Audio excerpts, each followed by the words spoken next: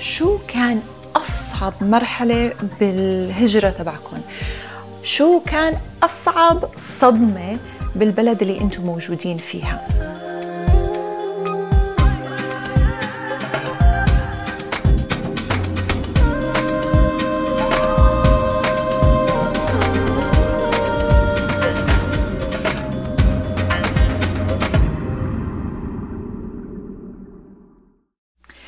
كلياتنا لما منهاجر لبلد جديدة كلياتنا منعاني وكلياتنا بننصدم من الصعوبات ببلد جديد بمجتمع جديد. اليوم بدنا نسوي مقابلة مع الوالدة، وهي أول مرة هي بدها تحكي الأصعب مراحل بهجرتنا لأمريكا وقديش كان صعب إلنا، بس احنا هجرتنا كانت قبل 50 سنة، واللي بدكم تسمعوا ما حدا سمعوا لهلا. أهلا وسهلا بكم وبفريال مامتي. مام، شكرا انه عم تساوي المقابلة معي. بعرف انه هي كتير صعب إلك لانه انت مو من النوع اللي بتحكي او بتشكي ابدا، يعني بكل طفولتي ما بتذكر مرة شكيتي،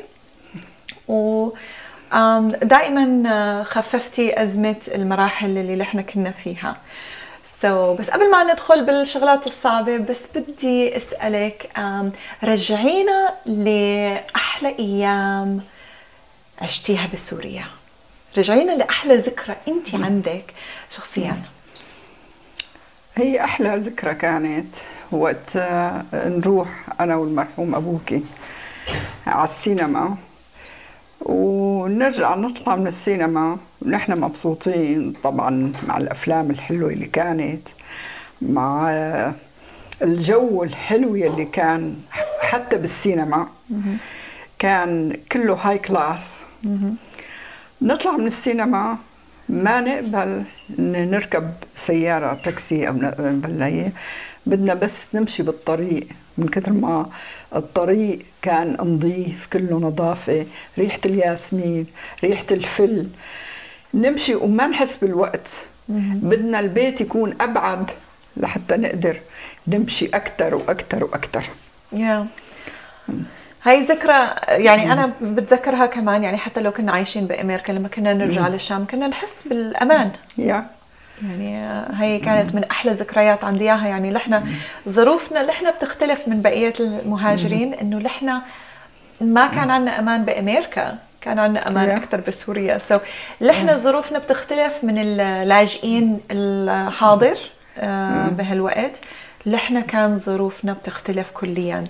أنا حبيت إنه أعزمك يا ماما مشان أنتي توضحي تماما شو كان ظروفنا لحنا قبل 50 سنة، لأنه المأساة يعني كانت حياة حدة. وهلأ نحن عم نشوف الجيل الجديد السوريين اللي عم بيجوا ظروفهم بتختلف، صعبة، ولكن مو مثل التحدي اللي نحن مرينا فيه.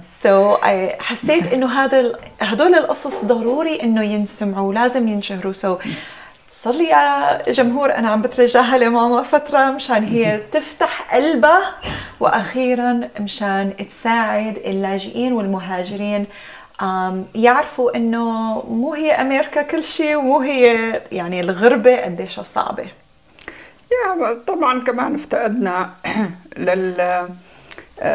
للعائلة، للحنين، حنين الدفء بالعائلة، مثلا الجو اللي كنا فيه ويلي فرض مرة انسلخنا عن هالجو هذا، جينا لجو غربة وكل شيء مختلف علينا بحياتنا. حتى الترابط العائلي ما حسينا فيها، ما عاد فيه الترابط العائلي اللي كنا نحن نفتخر فيها. فبالنسبة للصعوبات اللي لقيناها، طبعا كل مهاجر، كل لاجئ، كل هي لما بصير فيها التغيير الكبير بحياته بده يلاقي صعوبات كتير، بس الصعوبات كمان بتختلف من أشخاص لأشخاص كمان. اللي أنا بفتخر فيه إنه أنتي ما كنتي تشكي وما كنتي تحكي إنه هالمواضيع، بس اليوم بالذات بدي طالعهم لو شو ما يكون منك. شو كان وضعنا لما وصلنا على أمريكا؟ شو كان يعني تماما الظروف؟ الظروف أولا كانت كتير صعبة بالنسبة هلأ بالسبعينات، يعني كان الوضع أصعب بكتير من هلأ، لأنه كان فترة عطالة اللي الاقتصاد الأمريكي بهذاك الوقت كان كتير نازل. فنزلنا عند جماعة أصدقائنا، قعدنا 15 يوم هنيك. فبهالأثناء طبعا لنا معارف كانوا بأمريكا، فييجوا بدهم يسلموا علينا. أبوكي كان بهالفترة كتير كان قلق، لأنه عم بيقرأ بالجرايد إنه الاقتصاد كله نازل نازل والشغل كله قاعد. فكل ما حدا يجي بده يسلم علينا يسأله أنت وين عم تشتغل؟ يقول له قاعد. لا أوف أنا ما عم بشتغل. يجي الثاني نفس الشيء، يجي الثالث نفس الشيء. فمثل اللي ينصاب بإحباط إنه طيب طالما كل هالعالم كلياتهم ما عم بيلاقوا شغل، ما عم بيلاقوا شغل. وطبعا بالنسبة لنا جايين جدد، الولاد صغار ومسؤوليات وكل شيء جديد علينا. فكان يعني بالليل ما ينام وهو يفكر. وكمان يعني هاي من وجهة نظر الأمريكان، إنه هن لما بيشوفوا أغراب عم بيجوا وهن بالذات ما في شغل إلهن، يعني بأي عين لحنا الأغراب نجي ناخذ الشغل منهن. كانت هاي كمان نوع من يعني مشاكل تصير بين الأمريكان والأغراب، إنه هالشيء. هذا الشيء موجود هلأ كمان بأوروبا. يعني هلأ بالذات يعني الاقتصاد الأوروبي كمان هن عم بيعانوا بهالشيء. وبالنسبة للاجئين كمان نفس الشيء، يعني كمان طبعا ما عم بيلاقوا شغل كمان، يعني مثل حكايتنا. طب شو كان الظروف؟ إنه نحن كان وضعنا بالشام كتير مميز، كتير كان مريح. كنا يعني وبابا كان شغله كتير منيح. طب ليش تركنا؟ ليش طالعتونا من بلد اللي فيها أمان وفيها راحة والسينما والسهرات وريحة الياسمين؟ ليش طالعتونا أهرمتونا؟ طلعنا من بعد ما الجولان راحت الحقيقة. بعد منها الجولان هي الحرب ال 67. 67 نحن الشراكس كنا عايشين بالجولان بالقنيطرة، مرتاحين ومبسوطين وذكرياتنا كانت حلوة هناك. فبعد ما راحت القنيطرة صار أبوك كتير قلق على مستقبل الأولاد، مستقبلكم، مستقبل يعني يفكر بمستقبل أفضل، لأنه ما بنعرف إمتى بتيجي المرة الجاية. هلا مثلا القنيطرة والجولان كلها هي صار في نزوح، ما بنعرف امتى بجوز تجي كمان. هي اول مرحلة اللجوء كانت انتوا كنتوا لاجئين من القنيطرة للشام. فصار يفكر انه طيب هلا شو مستقبل هالولاد بعد 10 سنين، بعد 20 سنة، بعد هي هل ترى بده يكون نفس مصيرنا نحن؟ بدنا نعطي للأجيال الثانية الجاية. فمن هون بلش يفكر بأنه يطلع. فصار يسأل، وبهذيك الفترة بالذات اجت جمعية تولستوي، فتحت الطريق الباب بالنسبة مثلا لأهالي الجولان، انه يلي بده يروح انه بيقدر مثلا يعطوه فيزا ويعطوه هي في تسهيلات لانه يطلعوا. فمن هون فكر هو وقال انه خلص ليش ما بنطلع، بجوز نأمن مستقبل الاولاد احسن، بجوز وضع يكون افضل. طيب احكي لنا على طلعتنا على القطار بتركيا، شلون كانت الظروف؟ الظروف كانت من بدايتها كتير صعبة، لأنه بالنسبة حتى من الكتاب بين من عنوانه. فوقت اللي إجا هو بده يطلع كان المشكلة عويصة في إنه بالنسبة للموظفين بشكل خاص وزارة الإعلام ممنوع منعا باتا إنه يطلعوا من هنيك من البلد، لأنه هدول يعني موثوق فيهم، وهدول اللي بالبلد يعني لهم وزارة الإعلام، فما بيقدر يطلع إلا يعني يا بواسطة يا مثلا بهي. فالمهم إنه دبر شلون مكان بشكل على اساس وحتى نحن قرايبيننا ما كانوا بدهم ايانا نطلع، لانه هو كان ابن وحيد كمان لازم انه يضل. فحتى بالنسبه للعيله كمان، مو بالنسبه يعني بس بالنسبه للعمى او بالنسبه لشغله او بالنسبه للهي. طلعنا بشكل سري يعني. طلعنا بشكل سري بس يعني قانوني، لانه ما بيقدر كمان اذا قدم استقالته ما بدهم يرفضوا له اياها. فطلعنا بشكل قانوني بس بشكل تقريبا يعني سري كمان. فطلعنا بهالشكل واجينا وصلنا على اساس انه نوصل لتركيا، ومن تركيا وبعدين اختي موجوده هنيك بنشوفهم بنودعهم، وبعدين بنطلع لالمانيا. هي كانت الهجره لالمانيا بالاول. شو الحادثه اللي صارت بتركيا بالقطار؟ هاي حادثه كمان كانت يعني بدايه الصعوبات. وقت اللي جينا وصلنا على حدود بين تركيا وبين سوريا، على الحدود آخر محطة من سوريا، قالوا لنا بالطلبة طبعا وقف القطار، فات الشرطي الباسبورتات كلياتنا، أعطينا الباسبورتات، اجى الشرطي فوتوا طبعا المسؤول اللي جوا بالغرفة الصغيرة، وقعدنا كل يلي بالقطار عم يستنوا. بعد شي نص ساعة تقريبا اجى الشرطي، اجى لعنا مباشرة. الأولاد انتو كنتوا نايمين وانا وابوكي قاعدين، واذ حكى فلان نور السلام بشحلق تفضل انزل. نور السلام محمد علي بشحلق. تفضل انزل انت والأولاد. نحن لانه كنا طالعين بشكل سري، نحن فكرنا انه يعني دريو مخابرات او انه ما بدهم يطلعونا او انه هي. قلنا هون خلاص حطنا جمال، ما عاد في مجال للهي. والرجعه المشكله الرجعه لسه اصعب بكثير من ما انه لو كملنا طريقنا طبعا ما بنعرف شو بنلاقي. بس هون يعني بيعتبروها اهانه الرجعه مبينه، شوفي قدامنا يعني مبين كل شيء. فالمهم بعدين جينا نزلنا فتنا لجوا. انت كنتي نايمه واخواتك كانوا يعني فايقين، هي في تخت صغير هيك تبع الجيش هذا الهي. قال حطوا الاولاد هون، قعدوهم هون، وقاعد واحد في الطاوله ولابس الطاقيه وما مبين وشه، مطخي راسه هيك ولابس الطاقيه. فاجا قال له ايه نور السلام، شو انت هربان؟ انت هربان؟ طبعا انا صرت ارجف يعني انه خلاص انتهينا يعني. وابوكي ما عاد عم بيقدر يحكي، صار وشه اصفر شنش، صار يعني ما عاد شو بده يجي. قال له لا انا ماني هربان، بس انا طالع انه ابني مريض بدي اعالج ابني، عينه لازم يعمل عمليه لعينه وهذا، وبهالاساس هو اخذ الباسبورت يعني وطالع.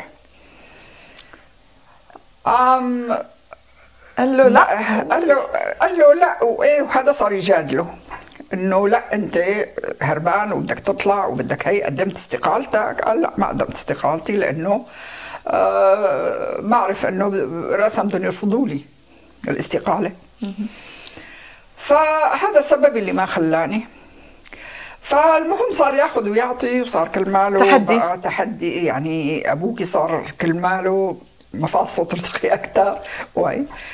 فوقت اللي لقاه كثير لهالدرجه مثل اللي شفق عليه الثاني اللي قاعد عم بيساله، فقال له قام الطاقيه هيك ودار الكرسي هيك وتفرج عليه. ابوك يتفرج عليه هيك وبلش يسبه. يقول له لك هذا انت. طلع واحد صديقه من الجيش كانوا بيلعب فطبول سوا، هو وياه كانوا بالفطبول سوا. قال يعني ناوي تطلع بدون ما تودع؟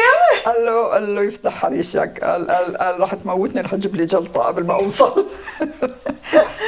من اول الطريق. هاي بدايه اول دراما تبعنا، والدراما ما كانت تنتهي. فالمهم بعدين الحمد لله اجى ضيفنا وجاب لنا، ضل القطار واقف 3 ساعات والعالم عم بيتأففوا جوا، كلهم عم بيستنوكم مشان انتم تساووا اخر رونديفو. قاعدين هن طبعا حطوا مشروب وجاب لهم اللحمه كباب وهذا، وقعدنا تقريبا شي 3 ساعات وهن عم بيودعوا بعض وعم بيبكوا. حلو. اوكي، سو بعد ما طلعنا من القطار بالسلامه وصلنا لألمانيا على اساس طبعا انه استقبلونا اختي وجوزها وهي، وقعدنا 10 ايام وانبسطنا وودعنا بعض وطلعنا كمان كملنا بالقطار لألمانيا. بألمانيا طبعا استقبلونا وحطونا بالكامب، كامب المهاجرين مشان المشروع التولستوي. فقعدنا هنيك تقريبا شي 4 اشهر. بعد 4 اشهر اجت الموافقه وطلعونا من هنيك وجينا لنيوجيرسي. وبنيو جيرسي كانت مجموعه كبيره من الشراكس اللي نحن كلياتنا اجينا مع بعض، واخترنا نيوجيرسي بالذات لانه كانت جالية شركسية تقريبا أكتريتها موجودة هنيك، فخوفا على الأولاد عليكم على هي إنه ما بدنا على القليلة إنه نكون بالغربة، بس لسه عم نكون يعني حوالينا ناس يعني بنعرفهم وتمام. طيب لما وصلنا لهنيك كيف كان ظروفنا؟ شو كان ظروفنا أول ما وصلنا؟ أول ما وصلنا طبعا نزلنا، أبوكي نزل على المعمل اشتغل يعني بالزور، طبعا لقى شغل يعني لانه مثل ما قلت كان فتره لي اوف وكان فتره هي. بعد منها اشتغلت انا. بابا لما كان بوزاره الثقافه يعني بوزاره الاعلان يشتغل بمعمل كانت كبيره، كيف قنعته يعني انه كيف انه هو ينزل طبعا هو من جوا كان عم بيتألم، بس عنده التحدي كان أكبر بكتير من إنه ما كان يحس إنه هي يعني إنه إهانة لكرامته. لا بالعكس. حلو. بالعكس كان إنه نحن انوجدنا هلا بمكان نحن اخترناه، يعني ما أجبرنا عليه، فلازم نتحمل مسؤولية اختيارنا. وعلى هالأساس بلش بقى يفكر بأي اتجاه بده يمشي. طبعا هو كان أخذ شهادة الحقوق، وكانت أحلامه وآماله في إنه يفتح إذاعة. نزل على بنيويورك طبعا باللغة العربية للجالية العربية، يلي هلا كان في عرب، كان في شركاس، كان في هذا، فللجاليات.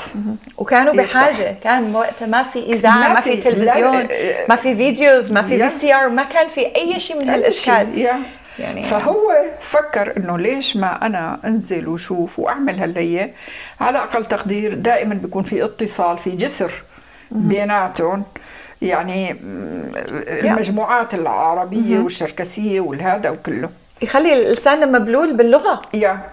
فراح لهنيك هي أصب بإحباط كبير، لأنه يعني فتح قناة لهنيك كان من أصعب ما يمكن.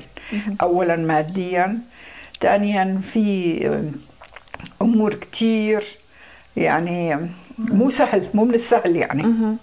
وخاصة يعني ما كانوا عم بيعطوا المجال للشرقيين يكون لهم صوت. هي الأصعب شيء. هو كان عم بيفكر مثل لندن، بلندن كان في إذاعات، كان في بس هون بالنسبة لأمريكا بنيويورك كان كتير صعب. المهم رجع بإحباط شديد. أول صدمة كانت بحياته. طيب شو الخيار؟ وثانيا ما بيقدر يعدل شهادته. ما بيقدر، لأنه القوانين كلها مختلفة. هلا لو الطب مثلا، بالطب بيقدر يغير لأنه نفس بيحصل على اللغة بعدين التعديل. الاصطلاحات الطبية معروفة يعني لاتيني باللغة اللاتينية، بيقدر أي واحد يعني هذا. بس بالنسبة للحقوق كليا مختلف، لأنه نحن عنا بالشريعة، نحن بنمشي على الشريعة. هون القانون عندهم غير كانون لو الإنجليزي. فالشريعة ما لها يعني هي، فمن الصعب كتير تعديل الشهادة كانت. فشو الخيار هو إنه ننزل على المعركة. معركة صغار وكبار، عمل اليد، صغار وكبار، حتى انتم بدكم تنزلوا نشتغل. فأول بدايتنا كان طبعا هو نزل على المعمل، وأنا نزلت على المعمل وبلشنا الشغل. بس يعني وانتي كنتي معززه ومدلله وكنتي بنت يعني ببيت قبل ما اتزوج وبعد ما تزوجت، يعني ما كان في شيء، كان يعني عندكم صنع وكان عندكم يعني اخواتي كان عندهم كل وحده يعني ما في ريزن انه نطلع من سوريا. وهلا فرد مره صار عندك انه بدك تشتغلي وبدك تسوقي وبدك تروحي وتجي بظروف صعبه، ونيوجيرسي الطقس والثلج وكله يعني ما له رحمه. والاولاد صغار ولازم كمان يعني هم البيت وهم الاولاد، ولازم اطلع اشتغل برا. فاضطرينا، هو طلع واشتغل وانا اضطريت، ودي حطيناكي بالحضانه طبعا. وكيف بابا قنعك انه انت انه كنتي معززه ومدلله انه ايه فريال انت لازم انه تشتغلي معي؟ هي صعبه. هو ما قال لي انه لازم تشتغلي، بس انا طبعا شفت الوضع وشفت الهيئه، ما بصير، لازم اشتغل لحتى نأمن حالنا. فاضطريت انه انزل للمعركه، يعني مثل غيري يعني. هلا انت لما بلشتي الشغل بالمعمل صار معك حادثه؟ اول ما فتت وشفت المصنع وشفت هاللاين تبع هدول، انه قاعدين على اللاين، واللاين تك تك تك تك بسرعه عم بمشي هيك. في حلقه ببرنامج اي لاف لوسي لما الشوكولاته اللي عم بتمرق هذا يعني بالضبط اللي صار معي. فوقت اللي شفت هالهيئه قعدت على الكرسي هيك، دخت وقعت. لانه تك تك تك تك تك تك والهواء والغامض وجو المحمل كله بهداك الزمن كثير كان سيء. فرأسا دقوا للأمبولانس، أخذوني للإسعاف أخذوني. طلع ما في شيء، بس دختي. نفسيا ضايقت ودخت من الجو ومن الهذا. فالمهم بعدين اخذنا راحه يومين، وبعدين ردينا. ما في رجعتي على الشغل؟ ما في مفر، لازم ارجع وبدي اتاقلم، لازم اتاقلم مع الجو. فرجعت وردينا كملنا حياتنا. طبعا بلشنا نوفر شوي، بلشنا نساوي. بعدين فكر ابوكي طبعا انه نضل مع بعض كفاميلي، ما بدنا انه كل واحد يشتغل بقرن. اذا الاولاد كبروا او شيء، ما في غير قدامنا البزنس. هاي نقطة أساسية، لأنه كثير ناس بيجوا إنه كل واحد فردا بالعائلة إنه بدهم يشتغلوا وين ما يقدروا يأمنوا. بس بابا كان عنده وجهة النظر إنه لا، خلينا نشتغل كعمل عائلي، إنه كلياتنا إنه نشتغل مع بعض ونضل مع بعض. فصار يفكر إنه شو الطريقة لأنه نضل مع بعض، وطبعا نساوي مصاري ونشتغل لنفسنا بدل ما نشتغل لغير، مشان ما نشتغل للغير، انه حدا يكون يعني. فراح دور لقى في بيبيعوا طريق نيوز بيبر رود، مناطق توزيع الجرايد للبيوت وللمطاعم وللفنادق. فهي درسها من جميع الجهات، طلع انه لا بأس، بقدر يساوي مصاري، لا بأس فيه يعني. وبهذاك الزمن كانت الجريدة كانت مقدسة. يعني قبل عمر الانترنت وقبل التلفزيون، يعني انه هاي الوقت اللي كانت الجريدة يستنوها الصبح يشربوا فنجان القهوة ويقروا الجريدة. هذا كان من الفولكلور الامريكي كنا نعرفه. فبالاخص الساندي تايمز، هي النيويورك تايمز هي هلكتنا، لانه هي كانت هالقد سمكه بهداك الوقت. هلا كل الجرايد رقاق. بس يعني حتى وزنه، بتذكر النيويورك تايمز كل واحد قديش كان سميك. واخواتك كانوا صغار بهداك الزمن، 12 سنه و14 سنه. 12 و14 اخواتي، انا كان عمري 2 فبدهم ينزلوا بكل محل بهالجريده يمسكوها، وهي جريدتين، في ديلي نيوز والنيويورك تايمز. بتذكرهم لهلا. بدهم ياخذون يحطون بالماكينات بالاوتيلات، وبدهم ياخذوهم يحطوهم كمان بكل بيت. الجريده ثقيله، بس المشكله انه لازم نحطهم بالجلاتين لانه 3/4 الوقت بيكون يا عم تتلج يا عم تشتي. لازم بدنا نحطهم بالجلاتين ونحط المطاطه وايدينا بيكونوا متلجين مفرزين والمطاطه تطق على الاصابع. كانت احساس جنون بهداك الوقت. وبتذكر كان عندنا السياره ستيشن واجن اللي الطبون من ورا كان مفتوح ونحن نقعد ورا والهواء عم بيسطح سطح ونحن نكون ورا. واحد من بيناتنا يحط الجلاتين، واحد يحط المطاطة، وواحد يزتها. والشاطر انه يزتها بعيد لتوصل الدرايف واي الطويل. يا الله قديش يعني كانت مراحل صعبة. لانه كنا بتذكر وقت الكريسماس البيوت مدكورة حلو والإضاءة والألوان وكله، ومبين انه جوات البيوت في دفى، ونحن قاعدين عم نتكتك بهالسيارة وصعب. وقديش. وبعدين غير هيك لما عم بيفيقوا الساعة 4 الصبح 2 الصبح لأنه بدهم يروحوا لبسيك كاونتي يجيبوا الجرايد، ياخذوا الجرايد يطبقوهم على بعض. لأنه كل جريدة بتجي قسم الأخبار بقسم، السبورتس، الرياضة، البزنس سيكشن، كلهم وكلهم لازم يتزبطوا وبعدين إنه نحطهم بالسيارة وناخذهم. يفيقوا الصبح بكير لبين ما يخلصوا للساعة 7. الساعة 7 بدهم يرجعوا يتحمموا لأنه ريحة الغبرة تبع الجرايد ووسخين سود كانوا. فرأسا بفوتوا بياخذوا الدوش. بعدين بدهم يروحوا على المدرسة. بيروحوا على المدرسة. بالمدرسة على الطاولة على المقعد عيونهم حمر بيناموا على الطاولة. والاساتذه كانوا يتهمون انه هدول عم ياخذوا مخدرات لانه عيونهم حمر من التعب وعم بيناموا من التعب وقلت ما عم يستوعبوا. فمرحله كانت كتير قاسيه بالنسبه طبعا اني اطفال لساتهم. وفي شغله مهمه كانت بالسبعينيات، كانت مشكله الغاز شورتج، الانرجي كرايسيس، اللي كان مفقود البنزين كليا بامريكا. يعني كان بهداك الزمن انه اذا الواحد بده يعبي تنكه بنزين بده يفيق الساعه 2 الصبح يوقف باللاين بالدوريه. اللاين لبين ما يوصلوا بده شي ساعه ونص ساعتين. لا كانت أكثر بكثير، كانت شيء 4 ساعات. لا إذا فاق بكير وراح أخذ اللاين. بس إذا بالنهار بالوقت النهار 4-5 ساعات الدورية مشان تانك غاز. بس نحن لأنه كنا نفيق مشان الجرايد بكير، صرنا نفيق عوض ما نفيق الساعة 2 صرنا نروح الساعة 12. بس مشان البنزين. بس مشان البنزين. واو. فيتعب وتعب. زاد الأزمة علينا إنه كمان إنه هون المشكلة.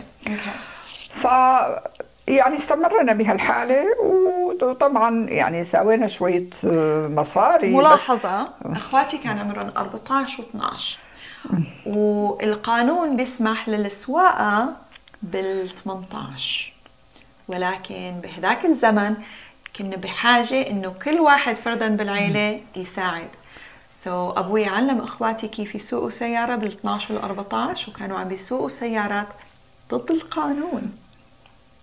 ومرينا بهالفترة وهذا لحاله بيعمل قلق وبيعمل توتر. ما عم بقدر اتصور كيف انت كنتي تتحملي هالشيء، انه كل يوم تعرفي انه ابنك طالع عمره 12 سنة طالع بالسيارة عم بيسوق بالثلج بهيك ظروف. على أعصابي كنت طبعا على أعصابي.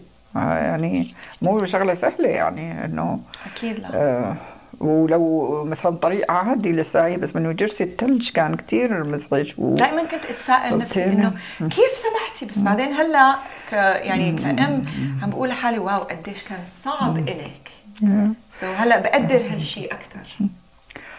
فالمهم يعني ضلينا هالفترة هاي لحتى شوي وقفنا على رجلينا.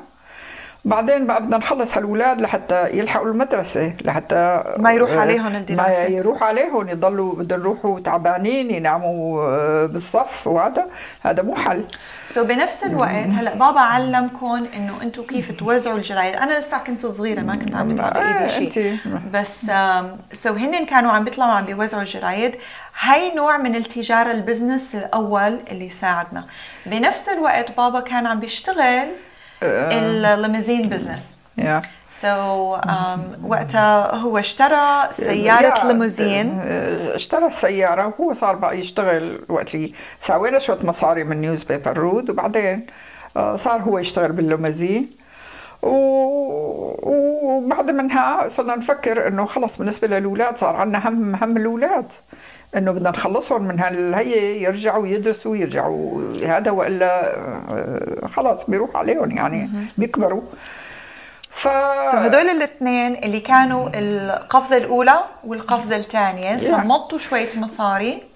فوقت اللي صار يشتغل بالليموزين طبعا صار الدخل معقول واكثر، فصار معنا كمان شويه مصاري، فصرنا نفكر انه انا كمان انه ما اعود اشتغل بمعمل او انه والله اشتغل بهي، انه بدي اشتغل لنفسي لحالي مثلا هي تبني تجاره لكم يعني، وبنفس الوقت نكون ريحنا الاولاد يعني. فرحنا دورنا لقينا بزنس مع بيت وبزنس فوق بعض، هذا بيسموه كوفي شوب، وكانت يعني وجبات سريعه، من الوجبات السريعه يعني اللي فطور الصبح، سندويشات الصبح، قهوه وسندويشات الظهر، يعني لانش كوك وهذا، وطبعا الشغلات اللي هي بالمحل. It was coffee shop بنفس الوقت سندويشات وفي قعدة كراسي. هدول الختايرة كانوا كلهم بنيو جيرسي يجوا واللي عم بيشتغلوا بياكلوا الصبح الفطور وبياخذوا سندويشات اللانش مشان الظهرية. فأنا صدير هالمحل ولقيت صعوبات كتير وكله كوزين جديد عليكي. هلا الروست بيف ساندويتشز، التونه، كلهم هدول اكلات يعني كل اكلات سريعه وما معروفه نحن يعني غريبه عليكي.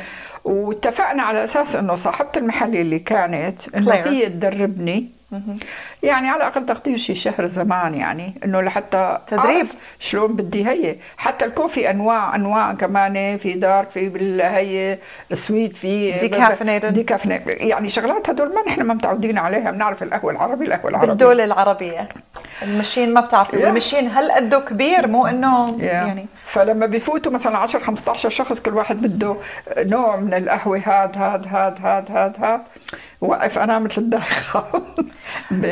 انا اللي بستغرب منه بفكر انه كيف كنتي بهداك الزمن. هلا الكوفي شوب كانت تفتح الساعه 6 الصبح.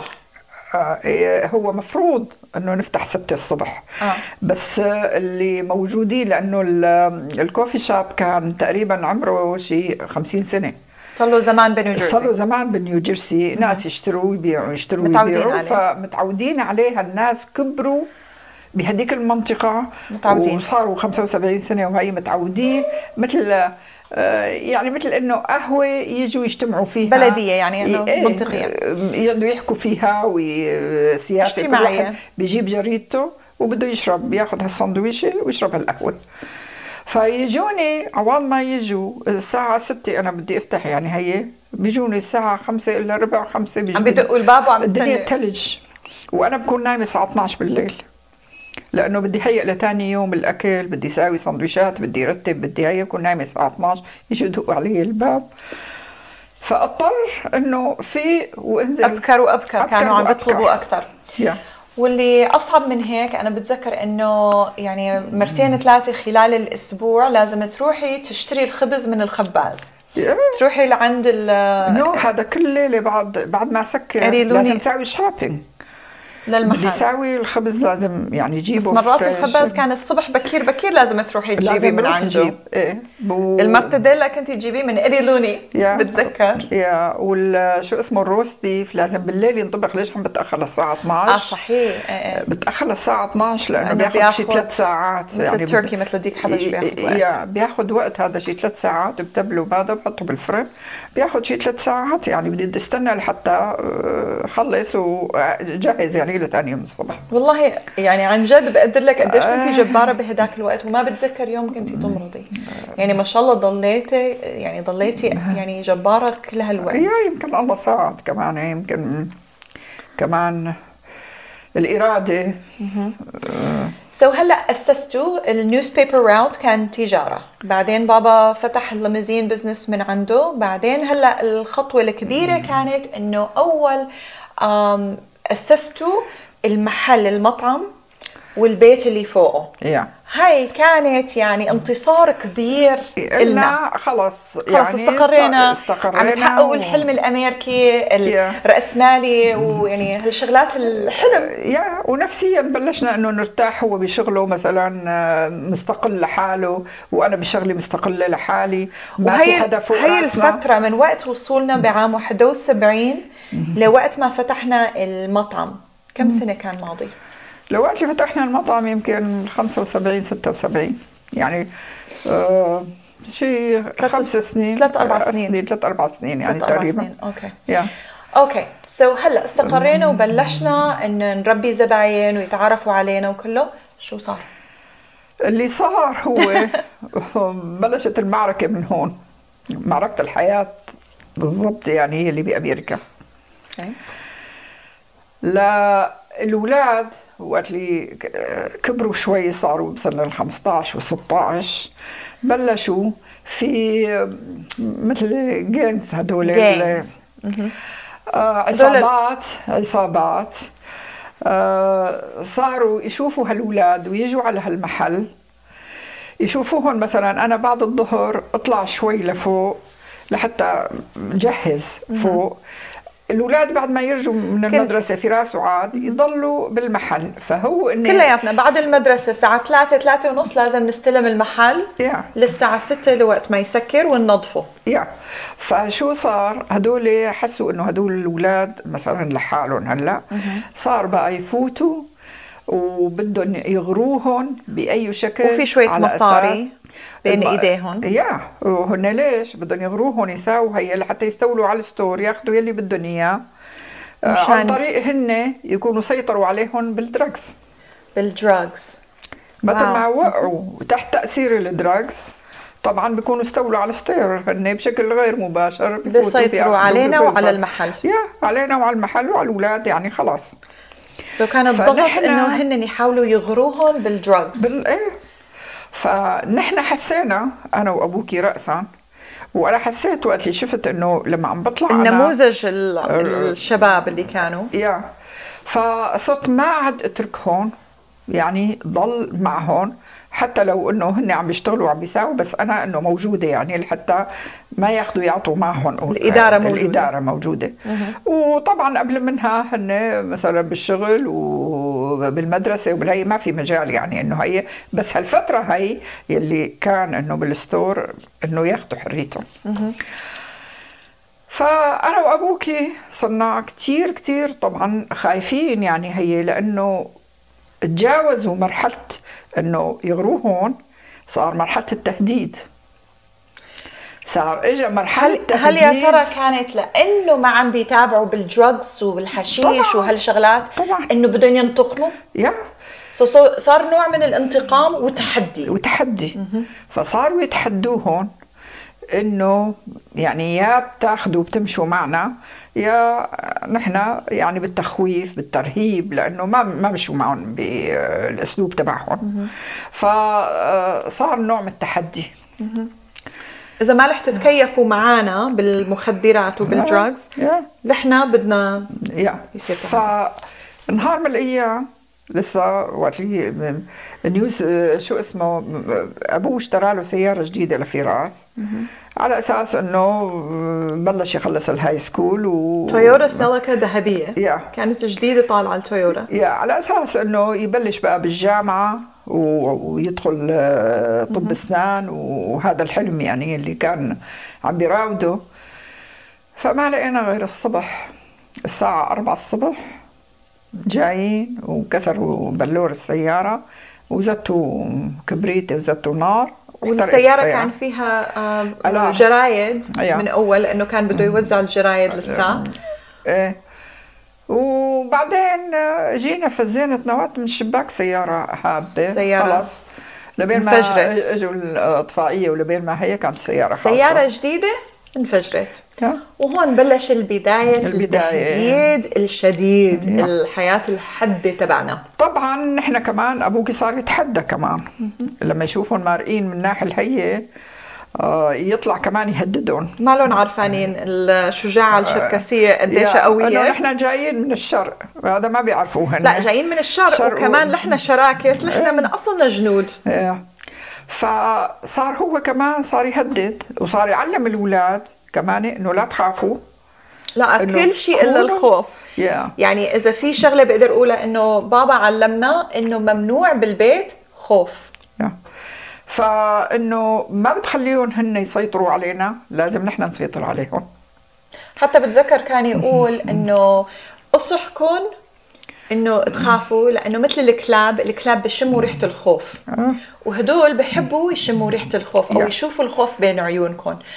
كنا عنا هالتحدي كمان. فوقت اللي صاروا يشوفوا انه نحن كمان ما لنا قليلين، يعني مو انه رأسا والله انه الخوف هي انه طالما عن طريق الخوف ما اجوا، عن طريق انه حاولوا كمان ما اجوا. فلدرجة انه حتى حرق البيت اجوا نهار من الايام، من طبعا صار بدنا حراسة. ابوكي راح جاب دوبرمان. لا جيرمان شيبرد. دوبرمان. لا بالاول جيرمان شيبرد، اول كلب جيرمان شيبرد. جيرمان شيبرد كان الثاني دوبرمان. فالمهم جاب الكلب، وفعلا هالكلب يلي انقذنا من عده مشاكل. مو الجيرمان شيبرد، اول جيرمان شيبرد سمموه. سمموا الجيرمان شيبرد تبعنا كان كلب حراسي. بس عطوه لحمه مسممه. ولقينا شقفة من اللحمة، والكلب طبعا الله يرحمه. فالمهم بعدين جبنا الكلب الثاني. بوجود الكلب الثاني بس الكلب الثاني كان مدرب سبيشل انه ما بياكل، لو ميت من الجوع ما بياكل الا من ايدنا. ضلينا شهرين ونحن نروح لعند المدرب ويتعود على ريحتنا مشان نحن نقدر نطعمي الدوبرمان. واسمها كانت سويت بي، كانت احلى كلب بالعالم. فالمهم بعدين هالكلب نهار من بالليل هيك شي الساعة 10 ما لقينا غير عم بينط على الفنس وعم بيعوي كتير. رحنا نزلنا على الدرج من فوق لتحت، في بين فوق وتحت على الباب التحتاني، وإذ لقينا الشباك مكسور وزاتين كمان نار جوات قنينة، نوع من قنبلة مصطنعة صغيرة. فالبرداية اللي محطوطة على الشباك النار كلها هي.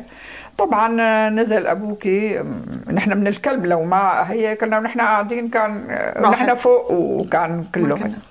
فالمهم نزل ابوكي وجاب الحرامات وجاب هالهي بسرعه، طفى هون وطفى هون، طبعا وايديه احترقوا هون وهون وهاي لحتى هي. والمهم يعني الله انقذنا هاي وقتها مباشر بعد هاي الحادثة بابا صار مختص بالسكيورتي هاوس الارم سيستمز. بهداك الزمن ما كان في الحضارة انه الحماية البيوت. انا بتذكر انه كان في مثل شنقل على الباب. الالارم سيستم كانت هون، وهي الحبلة كانت انه بنحطها على المساكة الباب. كل ليلة أنا شغلتي كانت إنه روح من باب لباب من شباك لشباك نشعلهم مشان البطارية إنه نحافظ عليها. إذا أي حدا حاول يحرك الباب الالارم بيمشي.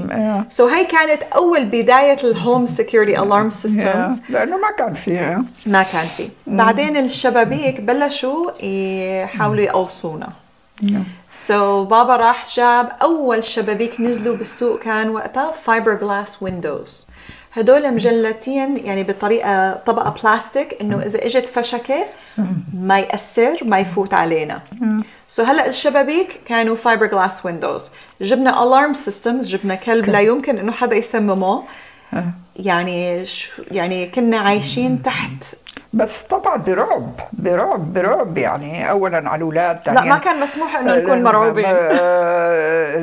ثانيا البيت، ثانيا البزنس، انه الواحد يخسر كل شيء كمان ويخسر اولاده لا سمح الله او هي. فمن هون رجعنا فكرنا. والسيارات باي لحظه ممكن ينفجروا. بلشنا نفكر كمان طيب شو الحل؟ الحل انه بدنا ننتقل لولاية ثانية. بدنا نهاجر. كنا لاجئين من نيوجيرسي لكاليفورنيا، ريفيوجيز من اول جديد. سو هي يعني تقريبا 1 2 3 هي ثالث هجره اللي نحن كنا يعني حرب. اتوز مكان حرب. انا بتذكر هالايام كثير كثير كانت صعبه، كان كابوس الحقيقه. نحن كنا مسمين يعني الفتره هذه كانت فتره كوابيس. طيب ماما، بهالفتره انت بحياتك يعني حكيتي لحدا، شكيتي لحدا؟ هلا مثلا لما كنا نروح نزور حتى لرفقاتي الموجودين بامريكا، لاهلي طبعا ما بعثت ولا. دائما طبعا نبعث، ما كان في تلفونات وما كان في يعني ما كان في انترنت واتساب. التكنولوجيا اللي هلا موجوده ما كانت موجوده يعني. فما في غير بالتليفون من شهر لشهر. بس ابعث الرسائل، لما ابعث رسائل ونحن الحمد لله مبسوطين وكل شيء تمام، وبعت احلى الصور لانه بدك تستري علينا وتخففي همهم علينا. طبعا ما بدي يعني هن كمان يعني نعطيهم عبء كمان فوق ما طلعنا وغربه واكلين همنا، كمان رد اعطيهم كمان عبء يحملوه كمان ويفكروا فينا وهي لا. هاي كانت أصعب شيء، لأنه ما كنتي عندك ملجأ تحكي تفشي خلقك مع أي إنسان. حتى رفقاتي اللزم اللي موجودين قرايبينا بنيوجيرسي نفسهم ما بيعرفوا هالقصص، لأنه حتى هن نفسهم ما عانوا هالمعاناة اللي نحن عاناه، لأنه إجوا رأسا اشتغلوا معامل.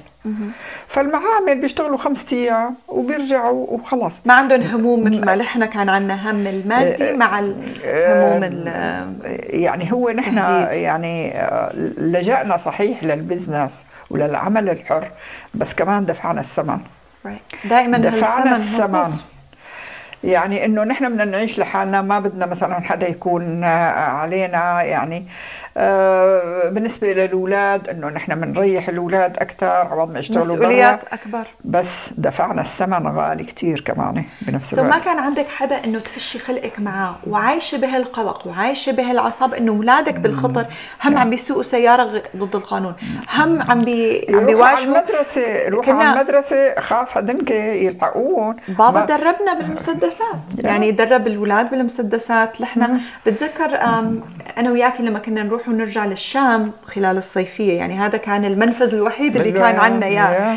الحمد لله أنا كتير يعني مبسوطة إنه هالشي، بس أخواتي ما حسوا لأنه كان في خدمة علام، كنا نخاف إنه يروحوا لهنيك ما يخلون يطلعوا. ما هذا كمان يعني ب 18. أنا كنت يعني عارفاني حالي محظوظة إنه صح لي أرجع للشام كل صيفية، وكنا نعد الدقايق نوصل للمطار الشام. بس يعني كل هالشغلات، وحتى في نقطة أساسية لما كنا تحت التهديد، حتى البوليس ما كان معانا. كان البوليس بخافوا من نفس العصابات، لأنه مندق لل 911 ندق للبوليس ما كانوا يجاوبوا، من كتر ما هن نفسهم البوليس كانوا تحت التهديد من هالعصابات. يعني لهالدرجة كنا عايشين. بعدين في مرة تانية حاولوا يحرقوا البيت، كتوا بنزين حوالي البيت، بعدين حطوا سلم يطلعوا على الشباك المطبخ اللي بالزاوية لهنيك، ووقتها حطوا حجار على الشارع مشان البوليس ما يقدر. نحن كنا على 117 فالي رود كليفتون نيوجيرسي. ما في غير مفرق واحد من طرف ومفرق واحد من طرف. هن راحوا ركبوا الحجار نص الليل على الشارع مشان البوليس ما يقدر يمرق، ما يقدر لا الفضاء الفاير ديبارتمنت، والطرف الثاني نفس الشيء. ما في غير هذا الطريق على فالي رود يوصلوا علينا ينقذونا، ما في مجال نهائيا. راحوا كتوا البنزين حوالينا كلياتنا، حطوا السلم مشان يفوتوا على البيت يحرقونا. هدول الشغلات اللي ما حدا كان دريان. وهذا اللي يعني ذكرياتي. أنا بتذكر إنه أنا انصدمت لما كبرت وحكيت مع بقية الناس الشراكس والعرب، بس ما حدا صار معه وعم بسألهم إنه طيب أنتوا ما كنتوا هيك عم تعانوا؟ ما حدا عانى. نحن بالذات يعني إنه صدف بالزور يعني إنه هالشيء. ولما كنا نروح للشام بابا كان يقول لك اشتري لي خواتم هيك إلهم بوز، لا مشان إذا ضرب بوكس أو إذا بدنا ندافع عن حالنا نقدر نبخش وش أو راس. مرة كسر الكزلوك تبع واحد من هدول الهبية، هدول العصابات. كسر له الكزلوك تبعه ووصلنا بالمحاكم. صح. وبالأخير يعني الحمد لله طلعنا كمان طلعنا من هالشيء. قراركم أكيد كان سهل إنه تتركوا نيوجيرسي، إنه تلاقوا فرص جديدة بكاليفورنيا، لأنه ظروفنا اللي إحنا كانت مثل ما قلتي كابوس. كوابيس مو كابوس واحد ورا الثاني. اجينا لكاليفورنيا، وبعدين شو كان الاوبجيكتيف تبعكم؟ يعني شو كان الهدف بكاليفورنيا؟ طبعا يعني تصورنا انه هلا بدنا نلاقي حياة اهدى واريح وافضل للاولاد والنا. فاجينا اخذنا هالستور مع جاز ستيشن. اهلي بعدين قرروا انه يشتروا 7-11 مع جاز ستيشن اللي بعناه بنيوجيرسي. صمدنا هالكم قرش يعني انه مشان نفتح 7-11 بشكل رسمي، على اساس انه كاليفورنيا اهدى واحسن والطقس احسن وهي. فجينا لقينا 7-11 بمنطقة اسمها ويدير كاليفورنيا، كانت لساتها بلوس أنجلوس كاونتي. بهداك الوقت بالثمانينات المنطقة كتير سيئة. مكسيكان أكتريتهم كانوا. كان في عصابات، كان وقتها العصابات عم بينافسوا بعض هن المكسيكان، وكان أفظع، كانوا أفظع من اللي تركناهم بنيوجيرسي. هدول مسدسات، هدول كانوا مسدسات ودراجز، وكانوا مستوى على مافيا. انت يعني تخرجنا من اول معسكر لمعسكر اللي اكبر. هاي النقطة الأساسية، انه يعني كل واحد ظروفه بالبلد الغربة بتختلف، بس فصاروا يفوتوا على المحل، وطبعا نحن حسوا من لغتنا ولهجتنا انه نحن اغراب، يعني معنا يعني امريكان من هذا، فبدهم يستوطوا حيطنا. صار انه هدول بنقدر عليهم بكل بساطه. وهدول العصابات بالذات كثير حساسين على موضوع انه هذا المكان هدول حدود إلنا، هي العصابه هدول الحدود إلهم. ما في مجال انه هدول يقرشوا على هدول. بس نحن اجينا العصابات صاروا من اول جديد بدهم يمركوا التيريتوري، انه هذا 7-11 بدهم يحاولوا، بدهم يشوفوا، بدهم يجسوا نبض شو امكانيات استغلال، شو امكانياتنا، انه نحن مثلا بنقدر ولا ما بنقدر، ولا بيستوطوا حيطنا وبيعملوا اللي بدهم. وخلال اول 72 ساعه عدة أحداث صارت. صاروا الشباب رفقاتنا ومنهم الشراكس وكلهم كانوا عم بيجوا يباركوا لنا، وإذ بنفس الوقت اللي هن كانوا موجودين العصابات نفسهم هن بالذات اجوا مشان يثبتوا وجود هون بنفس الوقت. صاروا أخذوا البير، سرقوا بيرايات، فاتوا 2، واحد وقف على الكاش ريجستر على اساس بده يشتري دخان، والثاني راح فات وعم بيأرجوا المسدس تبعهم، يعني انه لا تسترجوا تتحدونا او تردوا الفعل او تدقوا للبوليس، لانه نحن we're loaded. اخذوا اغراض من الكولر وحمل حاله. لما ما هداك عم بيحكي معي انا قفل كاش ريجستر، هداك حمل هي وانا ملتيه معه عم حاسب، هداك حمل هي وهرب وطلع، وبكل وقاحه بيسرقوا وبيطلعوا. واذا لحقتهم طبعا المسدس ما في مجال، يعني ما بتقدر تلحقهم، تترك الستور وتلحقهم ما في مجال ابدا يعني. بالصدفة جيتهم لهدول الشباب الشراكس، رفقاته لبابا ولفرا سعاد، وبلشت المعركة من أول جديد. ونهاريتها بتذكر واحد انكسر مخاره، مو لحنا، العصابات. لحنا كمان خبرتنا، فنحن كمان ما بدنا يعني كمان نكون انه والله، لأنه لما بيستوطوا حيطنا خلص معناتها فلت كل شيء، فلت زمام الأمر، يعني صار تقريبا إلهم، يعني ما عاد في شيء بيخوفهم. فيا بدنا نثبت وجودنا to be or not to be to be or not to be. ما في. وبهاللحظة رأسا مباشرة صارت المعركة بلشت، ويعني في مسدسات وفي تقويصات وفي كسر عظام ومخار وبس. ولكن احنا استمرينا بهذا السبب لنا 10 سنين وبابا حقق حلمه. والحمد لله يعني بالاخير هن البوليس يعني نفسهم المنطقه صاروا ينظفوها، صاروا ينظفوها لانه مشاكل كثرت كثير كثير بشكل، والاجرام كثير صار هنيك، فهن صاروا شوي شوي شوي شوي ينظفوا المنطقه، ونحن يعني بلشنا نرتاح شوي واستمرينا 10 سنين بهلا. بعدين بالاخير العصابات هن نفسهم صاروا اصدقائنا. هاي كانت قصه حلوه. انا بعد 20 سنه واحد من العصابات نفسهم اللي صارت معركه بيني وبينهم، واحد اجى صار بده يصير محاسب تبعي. هاي يعني قصة تانية. بس في نقطة تانية، لما كنا أول تجربة يعني اشترينا ال 7-Eleven وعم نحاول نثبت وجود مع شركة Southland Corporation. هو 7-Eleven it was franchise. الفرانشايز بيكون نوع من المشاركة بين الشركة الكبيرة ونحنا اللي مشتركين فيها. هن بضلوا عم بيراقبونا مشان يتأكدوا إنه نحنا شريفين وما عم نسرق وخلال الأول 3 أشهر صارت مشكلة عويصة. احكي لنا ماما. هي أفظع قصة كمان. هي بتعتبريها أفظع قصة؟ أفظع لأنه كل يلي ساويناه كانوا بدنا ننهار بلحظة. كل يلي تعب بنيوجيرسي والعصابات والتهديد وكله like that كان بده يروح بلحظة. فقررنا إنه نشتري بيت. طبعا اجى الريال استيت، ارجعنا اتفقنا معه على اساس انه lease with option to buy. بهالطريقه انه نحن مستاجرين، بس بنفس الوقت انه بامكانيه انه البيت ما ينباع لانه باسمنا، بس بعد فتره بعد بسنين ندفع الدفعه الكبيره. انه ممكن نسويها بعد بسنه، لانه نحن دفعنا كل اموالنا لل 7-Eleven مشان نامنه. بس بابا ساوى طريقه انه lease with option to buy على البيت، انه بالمستقبل انه هن انه يقدروا يشتروا. هاي الريل استيت بالبيت ثبتنا ومكننا.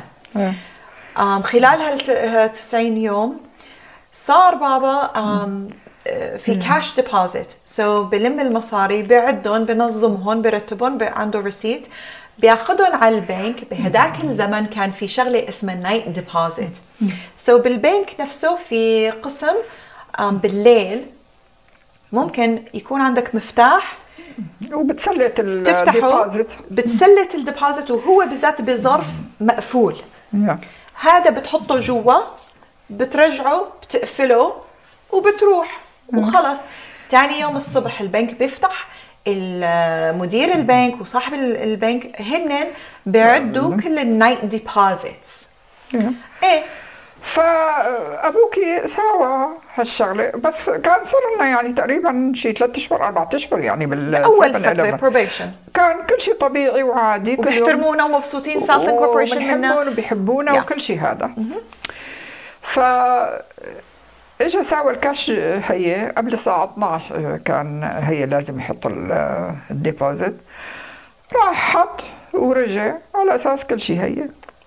واذ ثاني يوم الشركة نفسها 7-Eleven يلي نحن شركة نحن وياها، لانه هن لهم قسم ونحن لنا قسم يعني شركة، بدقوا تليفون بيقولوا شو ما ساويت انت ديبوزيت امبارح؟ هلا سويت. قال بس ما في رصيد. قال ما في رصيد. وهون بقى انا علقه، شلون ما في رصيد وانا بايدي هي. وهون بقى وقعنا بمشكله عويصه، هو انه البنك عم بيقول ما في وهو عم بيقول في، انا حطيت بايدي. Southland Corporation عم بيقول لا، البنك عم بيقول لا، وبابا عم بيقول ايه انا بايدي حطيته. يعني هلا نحن صرنا يعني صارت الشكوك حوالينا بالنسبه للشراكه، حتى شكوك عليكم مباشر من 7-Eleven انه نحن عم نكذب. وما صرنا غير 3 اشهر لسه ما بيعرفونا منيح، يعني صحيح ابونا وكذا وهذا، بس لسه يعني ما صار في انه فكرونا انه نحن اخذنا الديبوزيت والا انه ضاع وخلاص يعني. انا بتذكر هاللحظه قديش كانت صعبه، لانه بتذكر انت وبابا كنتوا عم تتخانقوا وانت عم تقولي له انه لا الا انت تكون غلطان، انت مالك متذكر انه انت رحت ولا ما رحت، انت غلطان. وبابا عم بيحلف من فوق لتحت، وبعدين ركب السياره بياخذني وبيقول لي وقفت هون وحطيت الهي هون، عم بيعيد خطوات النهار كله مشان يثبت انه لا هو بريء. وما في اي اثباتات على هالمصاري، اختفوا. واذا صارت هيك حادثه باول فتره التجارب ساوثرن كوربوريشن اكيد ما رح يوثقوا فينا، خلاص يعني راحوا المصاري وما عاد يدفعوا لنا شيء، لانه نحن وبدهم يشلحون المحل. هون المصيبه، بدهم يشلحون المحل، لانه يعني 3 ايام كان ديبوزيت بالليل، كان سبت احد وتنين كان اجازه، so it was 3 day deposit. والمشكله انه هلا عم بيصير تحدي، عم بيقولوا خلال 48 ساعه لازم المصاري يكونوا بالرصيد البنك. وهلا صارت المشكله انه اهلي الخناق بيناتهم انه لا انت غلطان، ولك لا انت ليش ما عم تصدقيني. وصلت المرحله بالبيت انه ماما عم تقول خلص يعني كل شيء راح من ايدينا، يعني التعب راح، المصاري راحوا، يعني بدنا نرجع نبلش من نقطه الصفر. وماما انهارت بهاللحظه، عم يعني تقول انه من هلا بنهار، انه رد بدنا نبلش من الصفر، كل الماضي بنيو جيرسي وكاليفورنيا وكل اللي قضيناه. ماما انهارت، قالت خلص انا بدي اخذ سهيل وارجع للشام، وانت مع الاولاد. يعني العيله بالذات نفسها بدها تنفصل من وراء هالمشكله اللي خلص كل اللي بناه راح. بابا كمان انهار مباشرة، رفع السماعة، دق تليفون للريل استيت ايجنت، السمسار تبع البيت اللي هو ساوى الليس with option to buy. دق له تليفون قال له انه انا اسف، الغي العقد، خلص ما رح نقدر، رح نخسر كل شيء اللي ساويناه خلال هال 12 سنة صفر. الريل استيت ايجنت قال له excuse me نور just wait a minute I don't understand، ما عم بفهم عليك، هلا بيجي على البيت. So الريل استيت ايجنت اجى على البيت، قعد مع بابا، وبابا فرط انهار. وانا بتذكر انه بكي، هاي اول مره بشوف ابوي عم بيبكي، وفرط وعم بيقول انه عائلتي كل شيء بنيناه، كل شيء اسسناه، حتى عائلتي بدي اخسرها، حتى عائلتي انه مرتي ما عم تصدقني، ما حدا عم بيصدقني، وكله رح يصير انه الغلط غلطك، يعني انه ليش ما انتبهت، ليش ما. والريل استيت ايجنت هو الوحيد اللي صدق ابوي وقال له نور ريلاكس تيك ا بريث. طالع من جيبته الباج تبعه، طلع FBI. سو الريل استيت ايجنت تبعنا كان بيشتغل كمان FBI، والماني هو، وكان الماني. ما بعرف هلا القصه ايه. المهم انه ابوي انصدم انه هذا الريل استيت السمسار تبعه، وبنفس الوقت FBI. هل يا ترى هن عم بيراقبونا، عم بيشكوا فينا؟ صار هلا ابوي عم بيفكر انه طيب بيقدر يوثق فيه ولا ما يوثق فيه. وإذ طلع ابن حلال وقال انه نحن بدنا نظبط هالموضوع. بطريقه كثير قال انه انا بعرف صاحب البنك هو صديقي، مو صاحب البنك، مدير البنك هو صديقي، اللي فوق هالمدير. اوكي. فقال له انا بجيب لك الخبر المضبوط وخلاص انت وبنفس الوقت فراس سوى تمثيليه. لا وبعدين لا مو تمثيليه، يعني عن حقها، يعني صارت هي لانه فراس وعاد كمان ضاجوا، يعني بده يروح كل شيء من ايدنا، يعني علي وعلى اعدائي ابدا، خلص كل شيء راح، قال كل شيء بده يروح، اوكي وخلينا نحن كمان نروح. فراح بالبنك، بوسط البنك صار يصرخ وين المدير، بدي اشوف المدير. كل يلي بالبنك كلهم فزوا، واو واو واو مين. قال لهم بدي اشوف هي والا بروح بحرق له بيته. وهذا التهديد في امريكا يعني شغله كثير، ما بتقدري تهددي اي حدا هيك، ما ابدا. بس كان عمره يعني بهداك الوقت يعني لسه ما وصل 18، كان يعني بال 17 يعني اندر ذا ايج. فراحوا دقوا للبوليس، بالمحل الشغيله اللي هي دقوا، اجى البوليس شوفي شو ما هي، قالوا له هيك هيك هيك، هذا هي. فنحن هو تحدى لمدير البنك نفسه، قال له انت اللي سرقت المصاري، انت اللي ساويت، وما في حدا غير انت، بحرق لك بيتك. وهي كانت يعني مثل بوكر بلاف، وبنفس الوقت يعني لعبة بوكر. فالمهم يعني طلعوا البوليس، لأنه نحن ب7-11 كانوا يجوا بالليل، مو على مشاكل كتير، كانوا دائما يجوا يطلوا علينا يعني قهوة دونات كذا، هي صرنا أصحاب كتير نحن معهم. فعلى أساس إنه قالوا له يلا أمشي اركب بالسيارة، بدهم ياخذوه، يعني إنه عم بيهدد يعني. فأولا هو إنه تحت السن بال17 طبعا ما بيقدروا يحاكموه يعملوا يعني إنه هي، بس يعني إنه بياخذوه إنه يحققوا معه إنه على أساس إنه بدهم يمسكوه يحطوه بالسيارة وياخذوه. وقام اجى البوليس قال له خلص روح على البيت وبلا لك هالمشاكل وهي، وطلعوا وفلتوا يعني. وبنفس الوقت الاف بي اي ايجنت شغل كل يلي بالبنك، وبالاخير طلع المدير والاسيستنت مانجر تبعه، المساعده المناقبه تبعه، تاري هن الاثنين متفقين وعلى اساس انه في علاقه بيناتهم كمان، وكشفوا هالشيء، والاف بي اي انه فاز بهذا الموضوع مشان يرجع لنا يعني كل شيء. الصبح ثاني يوم يعني البنك ما بيفتح يعني للساعه 8:30 يعني تقريبا للتسعة. الساعة 8 الصبح أول ما فتح البنك بدقوا له لأبوكي، بيقولوا له الديبوزيت موجود، ثبتت وموجود.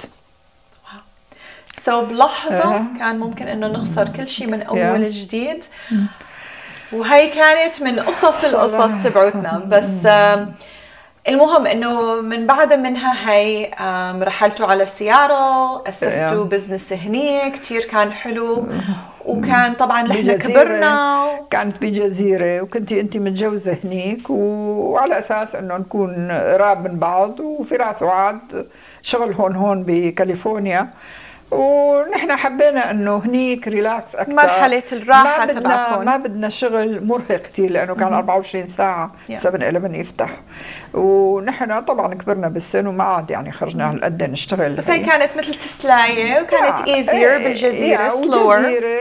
سو كازيه كوفي شوب، يعني نفس الشيء، مو كوفي شوب بس يعني سوبر ماركت صغير، مع كاز كمان نفس الشيء، وبوسط جزيرة كانت كتير حلوة ومبسوطين، وانت بتيجي لعنا وكان عندك الأولاد، ويعني انه خلص هذا استقرار، يعني استقرينا هلا المرة الأولى انه خلص ارتحنا. وبعدين شو صار؟ بعدين القدر كان واقف لنا كمان. بابا دائما كان يقول انه كان حلمه انه هو يكتب كتاب ويساوي هالشيء، وانه شيء انه بده ياخذ نفس، انه البزنسز يعني خلص يعني هديوا، انه هلا يتفرغ لهوايته. صار عنده وقت صار الوقت، وإذ انصاب بسرطان بالمرض. كانت كتير صعبة لنا. فوقتها صار يفكر، يعني كان ما صلنا غير 3 سنين بالجزيرة، صار يفكر انه طيب الاولاد بكاليفورنيا وما في غير انتي، ونحن بجزيرة، وكل القرايبين لساتهم بالشام، اخواته كلهم لسه كانوا هناك. وهو انه انا لحالي ما عاد اقدر ادير الستور، لانه هو كمان مريض طبعا، بده ياخذ الكيمو، بده. وبألف يا ولاه انت اسستي انه تبيعي هذا المحل بألف يا ولاه. هاي كانت من معجزات القصص. بعدين رجعتوا للشام. رجعنا للشام، بعتوا كل شيء، بعنا البيوت، بعنا الستور. هو اصلا انه كانت يعني بتريدوا انه ترجعوا تتقاعدوا هنيك بالاخر، يعني بس مو بهالوقت، يعني مو بهيك ظروف، يعني كان لسه متصورين انه شيء 4 سنين 5 سنين، يعني انه لسه فينا حيل يعني نرتاح شوي، نشتغل نسلي حالنا شوي كذا بمنطقة جميلة. المنطقة كانت كتير حلوة.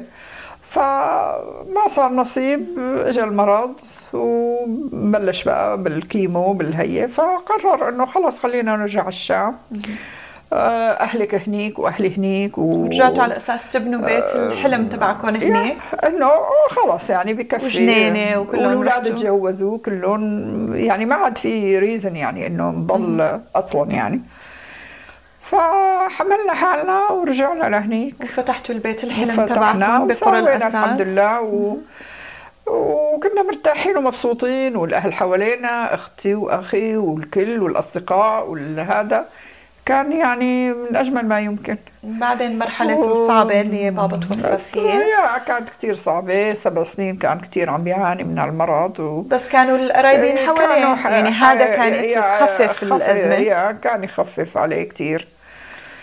وبعدين بلشت الحرب من اول جديد، ردينا كمان لجأنا لاجئين هي رابع مرة لاجئة كمان ردينا. نحن عادي يعني نهار الخميس من أول جديد، يعني عادي نهار يعني رجعتي لاجئة، تركتي بيتك لهلا ما رجعتي، ما شفتي بيتك، ما طمنتي عليه، ما بتعرفي ظروف. طبعا من 2011 طلعت ولهلا وهي قاعدة يعني مشغول بالنا.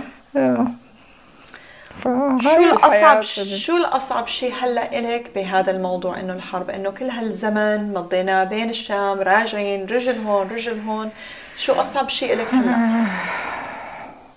أصعب شيء طبعا هو عدم وجود الأهل، لأنه صار كل واحد بقارة. قد ما كنا قراب على بعض كلياتنا، قد ما صرنا بعاد عن بعض. فهي كتير اللي يعني بغض النظر عن كل شيء اللي مر بحياتنا، نهاية مؤلمة. شو الأحسن نصيحة ممكن تعطيها للاجئين أو المهاجرين اللي هلأ بالغربة؟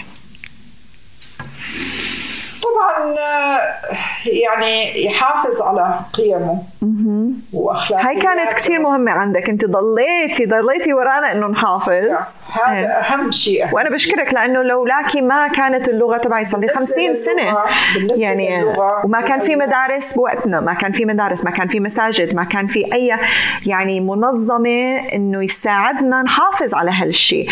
هلا الشراكس بنوا جمعيه شركسيه كثير حلوه بنيو جيرسي، بس بهداك الزمن ما كان عنا يعني حتى جمعيات عربيه، يعني الواحد يحافظ على اللغه العربيه والدين والايمان ما كان فيه القران هذا كمان. هذا فضل لك، ثانك يو انه سويتي، او شكرا.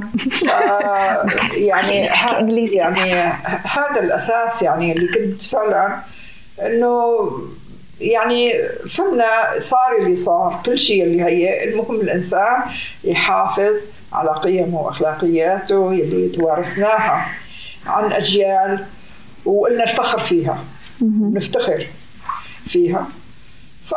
وطبعا التأقلم حلو كمان، في شغلات كتير كمان ما نقدر نذكرها، يعني هو حلو انه الواحد ياخذ من كل بستان زهرة. حلوة هاي ماما، ثانك يو. من كل بستان زهرة. حلو. ماما بس بدي أقول لك شكرا كتير على كل التضحية اللي أنت مريتي فيها والظروف.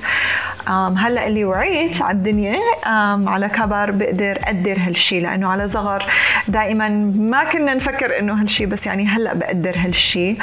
وشكرا إنه خليتينا نحافظ خاصة على اللغة، لأنه لولاكي ما كنت أقدر حتى هالبرنامج ساوي. اللغة أساس اللغة هي أنا بقول إنه هاي إنه تعلموا اللغة اللي أنتم بالبلد اللي فيها. بطبيعة الحال بده يتعلمها الواحد بالمدرسة بالعية، بده يتعلمها اللغة، بس ما تروحوا اللغات الأمومة، يعني هاي الأهم شيء. راحت هي ما عاد ترجع.